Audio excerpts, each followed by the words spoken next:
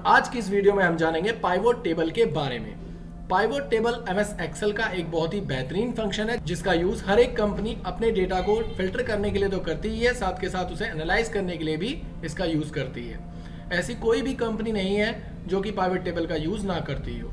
Pivot table अपने आप में एक बहुत ही बेहतरीन फंक्शन है जो कि हमारे डिफिकल्ट वर्क को बहुत ही इजी कर देता है। अगर आप एमएस एक्सेल सीखना चाहते हैं तो उसके अंदर पाइवोट टेबल जानना आपको बहुत जरूरी है।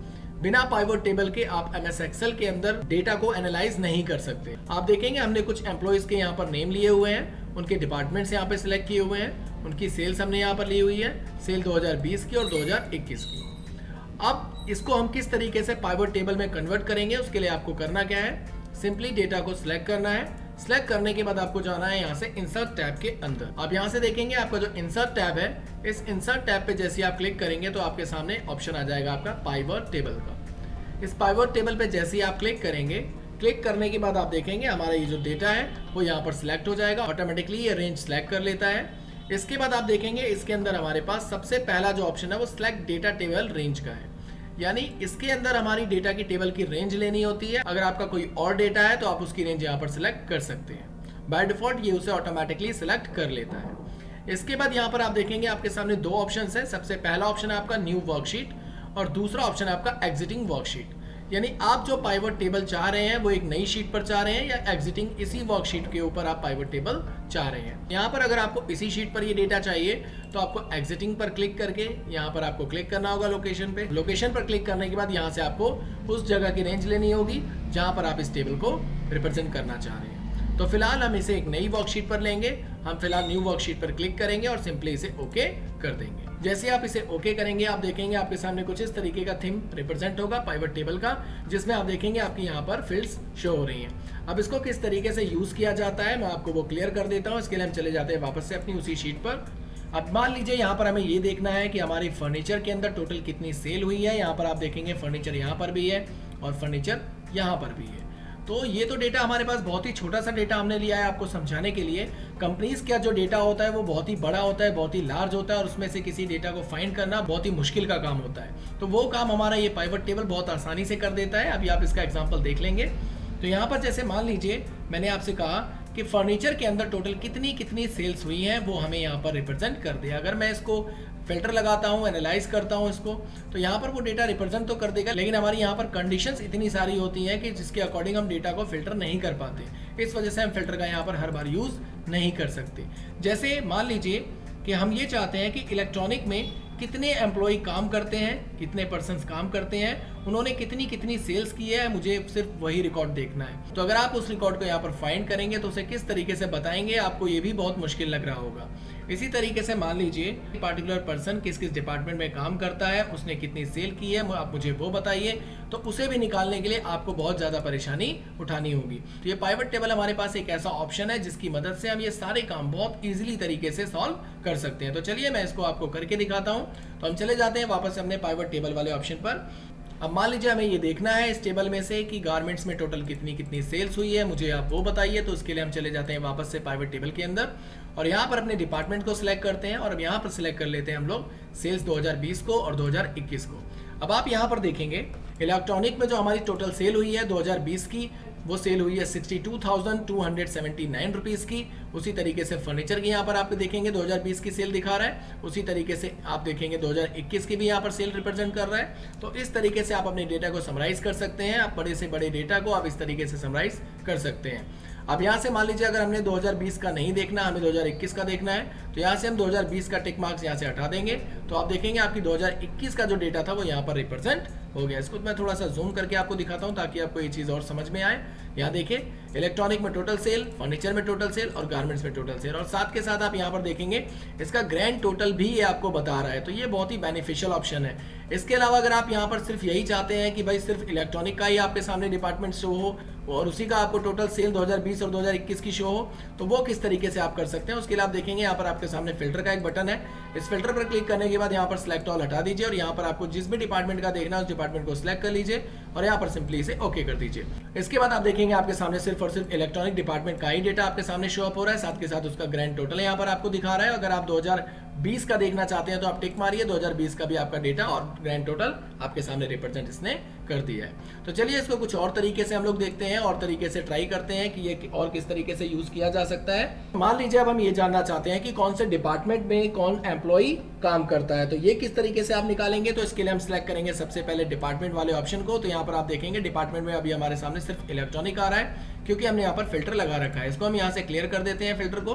तो आप देखेंगे हमारे सभी डिपार्टमेंट्स यहाँ पर शो अप हो चुके हैं। उसके बाद हम जैसे नेम ऑफ पर्सन पर यहाँ पर क्लिक करेंगे तो आप देखेंगे हमारे जो भी डिपार्टमेंट्स हैं उसके अंदर कौन कौन काम करता है उसकी लिस्ट यहाँ पर आपके सामने रिप्रेजेंट हो गई है, जिसके अंदर आप देखेंगे इलेक्ट्रॉनिक्स के अंदर जगदीप है, कमल है, मदन है, सावन है, ये हमारे इलेक्ट्रॉनिक डिपार्टमेंट के पर्सन्स हैं। इसके बाद बात करें अगर हम फर्नीचर की तो यहाँ पर आप देखेंगे फर्नीचर में हमारा आदित्य है, परवीन है, प्रदीप है, सुनील है। तो ये सभी एम्प्लॉइज जो हैं हमारे वो फर्नीचर के एम्प्लॉइज हैं। और उसके बाद अगर हम बात करें गारमेंट्स की तो गारमेंट्स में आप देखेंगे अमन, दीपक और मोहन आपके सामने रिप्रेजेंट हो रहे हैं। इसके अलावा अगर आप चाहते हैं कि किस पर्सन ने कितनी कितनी सेल की है, आप उसे देखना चाहते हैं तो यहाँ पर सेल पर क्लिक कर दीजिए। जैसे मैं सेल 2020 पर क्लिक करूंगा तो आप देखेंगे यहाँ पर आपका जगदीप की टोटल सेल यहाँ पर दिखा दी उसने 17,490 रुपीज।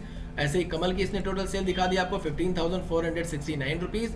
उसी तरीके से मदन की इसने सेल दिखा दी 16,323 रुपीज। उसी तरीके से सावन की इसने सेल दिखा दी 12,997 रुपीज। तो इस तरीके से आप हर एक एम्प्लॉय का अपना डेटा चेक कर सकते हैं। इसके अलावा अगर आप 2020 के अलावा 2021 का देखना चाहते हैं कि भाई किस एम्प्लॉय ने 2021 के अंदर कितनी कितनी सेल की है तो उस पर भी आप जैसे चेक मार्क्स करेंगे, टिक करेंगे तो आप देखेंगे आपका ये डेटा भी यहाँ पर एनालाइज हो जाएगा। तो इस तरीके से आप अपने डेटा को एनालाइज कर सकते हैं पाइवट टेबल के अंदर। और इसके बाद अगर आप ये देखना चाहते हैं कि भाई आपका कौन सा एम्प्लॉय किस डिपार्टमेंट में काम करता है तो इसके लिए हम सभी चेक मार्क्स को यहाँ से हटा देते हैं। एक तरीका और मैं आपको बता देता हूँ। इस तरीके से आप कई तरीकों से इसे देख सकते हैं। पाइवट टेबल कई तरीकों से आप इसे अपने हिसाब से एनालाइज कर सकते हैं, अपने हिसाब से आप इसे समराइज कर सकते हैं। तो यहाँ पर आपको करना क्या होगा, मैंने आपसे कहा कि कौन सा एम्प्लॉय कौन से डिपार्टमेंट में काम करता है। अगर आपको ये देखना है तो इसके लिए आपको करना क्या है, सिंपली नेम ऑफ पर्सन पर क्लिक करना है। यानी नेम ऑफ पर्सन हमारा जो भी है, नेम ऑफ एम्प्लॉय जो भी है, हम उस पर क्लिक करेंगे तो आप देखेंगे हमारे जो भी एम्प्लॉयज थे वो यहाँ पर रिप्रेजेंट हो चुके हैं। इसके बाद आपको ये देखना है कि भाई वो कौन से डिपार्टमेंट में काम करता है तो आपको सिंपली डिपार्टमेंट को सिलेक्ट कर लेना है। जैसे आप डिपार्टमेंट को सिलेक्ट करेंगे तो आप देखेंगे आपका जो पर्सन है वो कौन से डिपार्टमेंट में काम करता है, यहाँ पर आपकी उसकी लिस्ट यहाँ पर रिप्रेजेंट हो चुकी है। इसके अलावा अगर आप सेल देखना चाहते हैं 2020 की तो यहाँ पर आप देख सकते हैं आदित्य की टोटल सेल आपकी यहाँ रिप्रेजेंट हो गई है। उसी तरीके से 2020 की अगर आप देखना चाहते हैं, इसी तरीके से अगर आप 2021 की सेल देखना चाहते हैं तो 2021 की भी आप सेल देख सकते हैं कि आदित्य ने फर्नीचर के अंदर टोटल जो सेल की है वो 19,280 रुपए की है। अमन ने टोटल जो गारमेंट्स के अंदर सेल की है वो 15,307 रुपए सेल की है। इसी तरीके से आपका पूरा का पूरा डेटा यहाँ पर समराइज हो जाता है। इसी तरीके से आप अपने डेटा को एनालाइज कर सकते हैं। तो ये बहुत ही बेहतरीन फंक्शन है एमएस एक्सेल का। इसके बाद अगर मैं आपको बताऊं, अगर आप इसका प्रिंट आउट लेना चाहते हैं तो सिंपली आप उस टेबल की बजाय इस टेबल का प्रिंट आउट लीजिए, ताकि सामने वाले बंदे को ये देखते ही समझ में आ जाएगा कि ये डेटा में आखिर फंडा क्या है, किस तरीके से एनालाइज किया गया है, कर रहा है। तो इसके बहुत सारे कॉन्सेप्ट्स हैं, बहुत सारे तरीके हैं। मैंने 2-3 तरीके आपको बता दिए हैं। और भी जिस तरीके से आप इसे एनालाइज करना चाहते हैं और भी जिस तरीके से आप इसे फिल्टर करना चाहते हैं वो भी आप कर सकते हैं। मान लीजिए मैं यहाँ पर फिल्टर का ऑप्शन और भी मैं आपको दिखा देता हूँ। यहाँ पर फिल्टर पे जैसे आप क्लिक करेंगे और यहाँ पर आप देखना चाहते हैं सिर्फ और सिर्फ इलेक्ट्रॉनिक के एम्प्लॉइज को, तो यहाँ पर जैसे आप चेक मार्क्स करेंगे तो एम्प्लॉइज जो भी होंगे हमारे इलेक्ट्रॉनिक के वो आपके सामने यहाँ पर रिप्रेजेंट हो जाएंगे। तो इसका प्रिंट आउट आप इजीली सामने वाले बंदे को दे सकते हैं, जिससे वो इस डेटा को देखते ही समझ जाएगा कि इस डेटा में क्या हो रहा है। तो ये बहुत ही इजी फॉर्मेट है हमारा पाइवट टेबल का। तो इसी तरीके से हमारी पाइवट टेबल यूज की जाती है कई मेथड से, कई तरह से। इसके बाद मैं आपको कुछ ऑप्शंस और इसके बता देता हूं जो बहुत ही इंपॉर्टेंट है, जो बहुत ही काम आने वाले फंक्शंस हैं। उसके लिए आपको जाना है पाइवट टेबल वाले ऑप्शन पर। यहाँ पर आप देखेंगे आपके सामने एक ऑप्शन आपके सामने शो अप होगा। पाइवट टेबल पर जैसे आप क्लिक करेंगे तो क्लिक करने के बाद यहाँ पर आप देखेंगे एनालाइज का एक ऑप्शन आपके सामने यहाँ पर शो अप हो जाएगा। अब इस एनालाइज के अंदर आप देखेंगे एक ऑप्शन आता है आपका रिफ्रेश का। अब ये रिफ्रेश आपका किस काम आता है तो मैं आपको वो क्लियर कर देता हूँ। उसके लिए क्या करना होगा, आपको सिंपली अपने डेटा पर जाना है और यहाँ पर मान लीजिए मैं एक कॉलम और ऐड कर देता हूँ। मान लीजिए मैंने यहाँ पर लिख दिया टोटल सेल। टोटल सेल लिखने के बाद मैंने इन दोनों सेल्स को यहाँ पर प्लस कर दिया और प्रेस करने के बाद इसको नीचे की तरफ ले जाकर के कंट्रोल डी ड्रैग कर दिया और इसे बॉर्डर में वापस से मैंने बंद कर दिया। ऑल्ट एच बी ए से ये इसकी हॉट की है। आप यहाँ पर देखेंगे हमारे पास वही फील्ड्स हैं जो हमारे पास पहले थी। अब ये डेटा किस तरीके से रिफ्रेश होगा, ये डेटा रिफ्रेश करने के लिए आपको इसी शीट पर वापस से आना है यहाँ पर आप देखेंगे हमने एक कॉलम ऐड किया हुआ है। अभी जो हमें डेटा वहाँ पर रिप्रेजेंट कर रहा है वो सिर्फ इतना डेटा रिप्रेजेंट कर रहा है। अभी ये डेटा हमारा और एक्स्ट्रा हमने इसमें ऐड कर दिया है। तो इस डेटा को मैं किस तरीके से इस वाली पाइवट टेबल में ऐड करूंगा, तो उसके लिए मैं आपको पहले इन सभी के चेक मार्क्स यहाँ से हटा देता हूँ। और आप देखेंगे यहाँ पर हमारे पास जो ऑप्शंस हैं, जो फील्ड्स हैं हमारे पास, वो सिंपली 4 फील्ड्स हैं। और 5वीं फील्ड मुझे अगर ऐड करनी है तो इसके लिए मुझे जाना होगा सेम एनालाइज वाले ऑप्शन पर। यहाँ देखेंगे आपके सामने एनालाइज का एक ऑप्शन शो हो जाएगा। ये तभी काम करेगा जब पाइवट टेबल पर आप यहाँ पर क्लिक करके रखेंगे। अगर आप बाहर क्लिक करेंगे तो ये ऑप्शन आपके सामने शो अप नहीं होगा, ये ध्यान रखिएगा। आपको पाइवट टेबल पर क्लिक करना है। पाइवट टेबल पर जैसे आप क्लिक करेंगे यहाँ पर आपके सामने एनालाइज का ऑप्शन शो अप हो जाएगा। तो इसके बाद आप देखेंगे यहाँ पर रिफ्रेश के बाद यहाँ पर एक और ऑप्शन है आपका चेंज डेटा सोर्स का। तो हम इस वाले ऑप्शन का यूज यहाँ पर करने वाले हैं। हम चेंज डेटा सोर्स पर जैसे ही क्लिक करेंगे यहाँ पर सबसे पहला ऑप्शन आपका आएगा चेंज डेटा सोर्स का। इस वाले ऑप्शन पर आपको क्लिक कर देना है। इस वाले ऑप्शन पर जैसे ही आप क्लिक करेंगे आप देखेंगे आपके सामने वही टेबल यहाँ पर रिप्रेजेंट हो जाती है। और इस टेबल के अंदर आप अपने डेटा को एक्सटेंड कर सकते हैं, यानी कि जितनी रेंज हमने ले रखी थी उस रेंज को हम यहाँ से क्या करेंगे, थोड़ा सा और एक्सटेंड कर देंगे। तो हम यहाँ पर पूरी की पूरी रेंज ले लेंगे। पूरी रेंज लेने के बाद यहाँ पर सिंपली हमें ओके प्रेस करना होगा। ओके प्रेस करने के बाद आप देखेंगे यहाँ पर जो आपका टोटल अमाउंट था, जो टोटल सेल थी, अभी हमारे सामने शो अप हो चुकी है। आप देखेंगे टोटल सेल यहाँ पर रिप्रेजेंट हो चुकी है। अगर ये रिप्रेजेंट ना हो तो आप यहाँ से रिफ्रेश में जाकर के उसे रिफ्रेश कर सकते हैं। आपकी जो फील्ड है वो यहाँ पर रिप्रेजेंट हो जाएगी। तो इस तरीके से आप अपने टोटल फील्ड्स को यहाँ पर रिप्रेजेंट कर सकते हैं। अब एक चीज और मैं आपको बता देता हूँ। मान लीजिए कि हमने यहाँ पर टेबल 1 के अंदर किसी डेटा के अंदर कुछ चेंजेस कर दी है। तो मान लीजिए यहाँ पर हमारे पास आदित्य है और आदित्य को हमने क्या किया है, आदित्य को हमने यहाँ पर गारमेंट्स का डिपार्टमेंट बना, हमने इस डेटा के अंदर थोड़ी चेंजेस कर दी है। अब ये चेंजेस अगर मैं अपनी इस शीट के अंदर जाकर के चेक करूंगा तो इस शीट के अंदर जैसे ही मैं इस डेटा को लेता हूँ यहाँ पर, तो आप देखेंगे आदित्य हमारा फर्नीचर ही शो कर रहा है। और यहाँ पर हम देखेंगे हमने इसको चेंज कर दिया है गारमेंट्स के अंदर। अब ये डेटा किस तरीके से रिफ्रेश होगा, तो इसके लिए आपको करना क्या होगा, वही सेम ऑप्शन जो मैंने आपको बताया रिफ्रेश वाला, इस वाले पाइवट टेबल पर आपको क्लिक करके रखना होगा और यहाँ पर जाना होगा आपको एनालाइज वाले ऑप्शन पर। एनालाइज वाले ऑप्शन पर जाने के बाद यहाँ पर आपको सिलेक्ट करना होगा रिफ्रेश वाला ऑप्शन। रिफ्रेश वाले ऑप्शन पर जैसे आप क्लिक करेंगे यहाँ पर आपके सामने रिफ्रेश ऑल का एक ऑप्शन शो हो जाएगा।